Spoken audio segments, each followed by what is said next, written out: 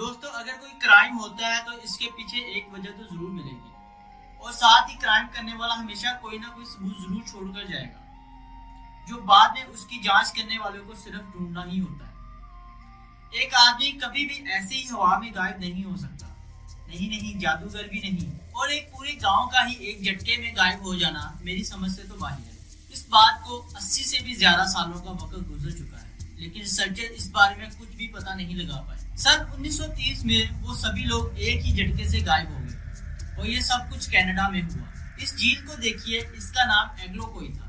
یہ نام صرف اس جھیل کا ہی نہیں تھا بلکہ اس کے کنارے پر بنے ایک گاؤں کا بھی یہی تھا۔ اس گاؤں میں رہنے والے لوگ اس جھیل سے ہی مچھلیاں پکڑ کر اپنی زندگی چلا رہے تھے۔ تقریباً 2000 لوگ اس گاؤں میں رہتے تھے۔ یہاں جو بھی گھومنے جاتا لوگ اس کی بہت زیادہ رسپیکٹ کرتے تھے۔ اس کے ساتھ ہی یہاں جنگلی جانور بھی بہت تھے جس سے دور دور کے شکاری لوگ یہاں ان کا شکار کرنے آتے رہتے تھے اور ایسا کبھی نہیں ہوا کہ کوئی شکاری یہاں سے خالی ہاتھ گیا ہو۔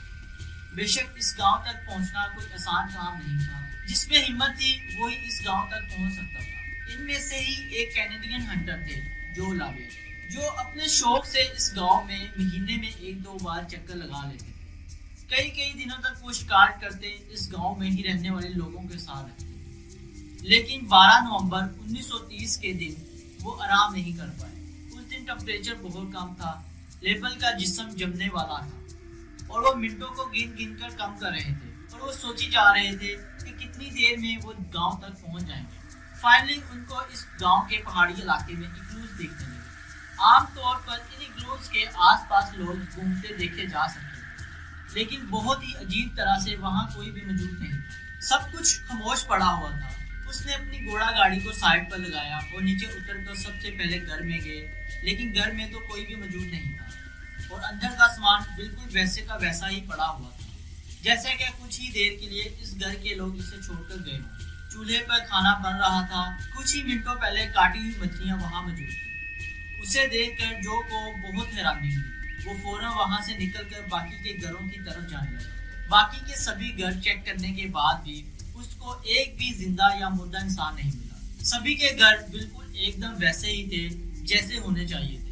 اگر وہ گاؤں چھوڑ کر بھی جاتے تو اپنے کپڑے، کھانا پینا اور ہتھیار کو ساتھ لے کر ہی جاتے، لیکن ایسا نہیں تھا۔ یہ سارا سامان گھروں میں موجود تھا۔ کچھ گھر تو ایسے تھے جن میں لوگوں نے اپنی پلیٹ میں کھانا کھانے کے لیے ڈال رکھا تھا، لیکن اس پلیٹ سے انہوں نے کھانا ابھی کھایا نہیں۔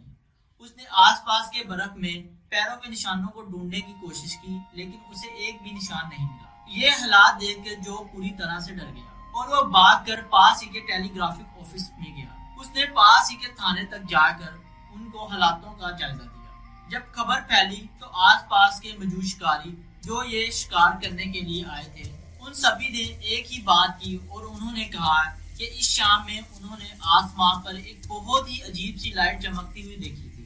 اس طرح کی روشنی انہوں نے زمین پر پہلے کبھی نہیں دیکھی۔ ہو سکتا ہے کہ وہ لائٹ اس گاؤں کے غائب ہونے والے انسانوں کے پیچھے کسی طرح سے کنیکٹڈ ہو۔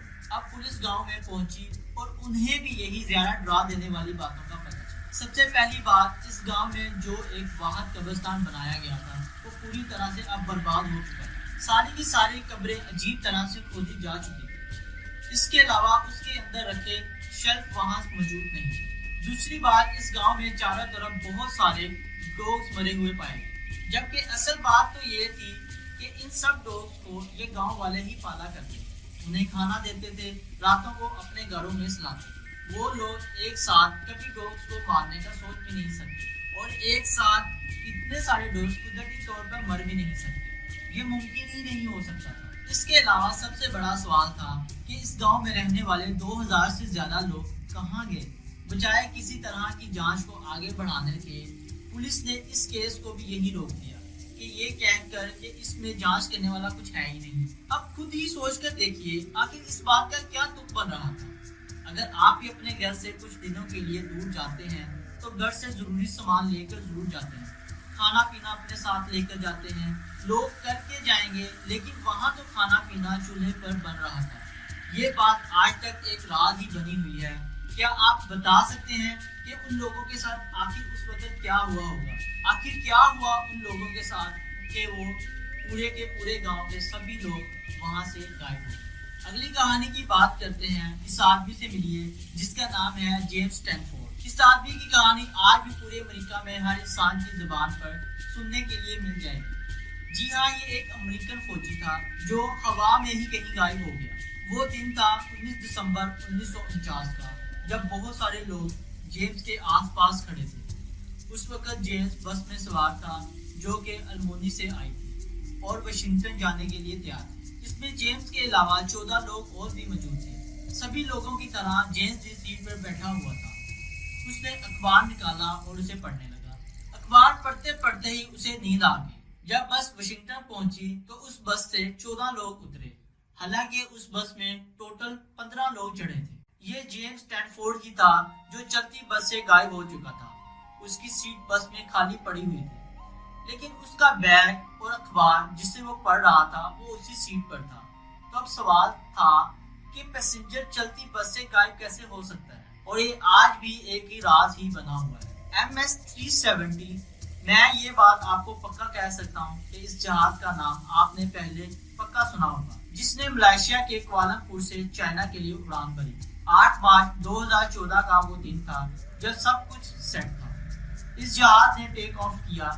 رات کے وقت ہی پورا سفر ہونے والا تھا۔ یہ سفر میں 6 گھنٹوں کا وقت لگنے والا تھا۔ ایئرپورٹ پر ہی اس جہاز میں پورا تیل ڈال دیا گیا تھا اور اب اس کے اندر اتنا فیول تھا کہ یہ جہاز پورے 7.5 گھنٹے آرام سے اڑ سکتا تھا۔ لیکن اڑنے کے صرف 40 منٹ بعد ہی MS-370 زمین سے، آسمان سے، بلکہ ATC کے ریڈار سے ہی غائب ہو چکا تھا۔ اس پلین میں اس وقت 239 لوگ سوار تھے۔ جب ریڈار سے یہ جہاز غائب ہوا تو ATC کے لوگوں نے اس جہاز کو ڈھونڈنے کے لیے کوشش شروع کر دی، لیکن اس کی طرف سے کوئی رپلائی نہیں آیا۔ بعد میں پتا چلا کہ یہ جہاز تقریباً 7 گھنٹوں کے لیے ہوا میں ہی تھا۔ 6 گھنٹوں تک اس جہاز کو ڈھونڈنے کی کوشش کرنے کے بعد ATC کے لوگوں نے اتھارٹیز کو ایک ایڈریس پر بھیجا اور پیغام ملتے ہی بہت سی ٹیمیں اس جہاز کو ڈھونڈنے کے لیے نکل پڑی۔ ساؤتھ چائنا سی میں اس کی تلاش شروع کی گئی۔ امید لگائی جا رہی تھی کہ اس جہاز سے آخری بار کانٹیکٹ ہونے کے بعد یہ جہاز شاید علاقہ درار کی طرف گیا ہو۔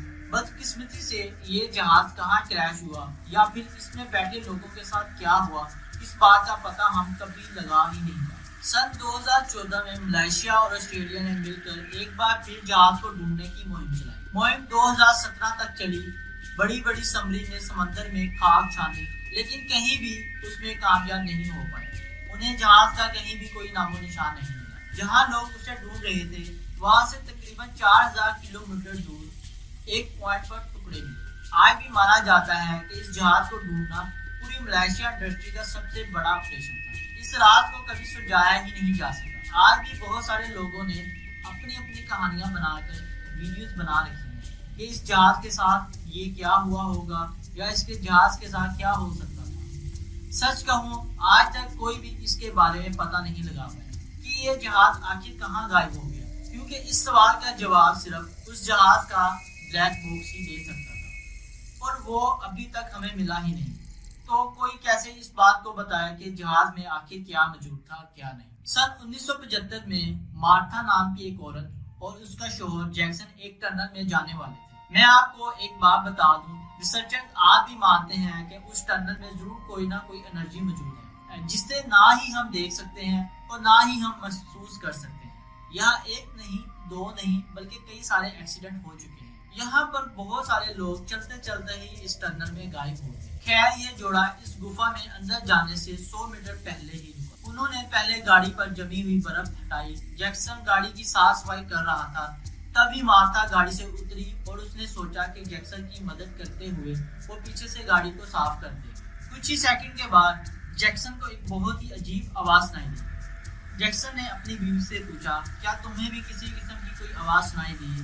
وہ امید کر رہا تھا کہ اس کی بیوی ہاں بولے گی، لیکن بدقسمتی سے اس کی بیوی یعنی مارتھا کی طرف سے کوئی جواب نہیں آیا، کیونکہ مارتھا جو کہ کچھ ہی سیکنڈ پہلے گاڑی صاف کر رہی تھی وہ ایک ہی جھٹکے میں وہاں سے غائب ہو چکی۔ اپنی بیوی کو غائب ہوتے دیکھ جیکسن بہت ڈر گیا۔ فوراً وہاں پر پولیس کو بلایا گیا، لیکن پولیس کو پورے واقعے کی کچھ سمجھ نہیں آئی۔ تو CIA کے بھی بڑے بڑے لوگ اس کی جانچ پڑتال میں لگ گئے، لیکن انہیں بھی مارتھا کا کوئی نام و نشان نہیں ملا، اور نہ ہی اس کی کوئی لاش ملی اور نہ ہی اس کی کوئی ایویڈنس ملا۔ امید کرتا ہوں کہ آج کی ویڈیو آپ لوگوں کے لیے کافی حیران کن رہی ہوگی۔ آپ لوگوں کے ساتھ ملاقات ہوگی اگلی ویڈیو میں، تب تک اپنا خیال رکھیے۔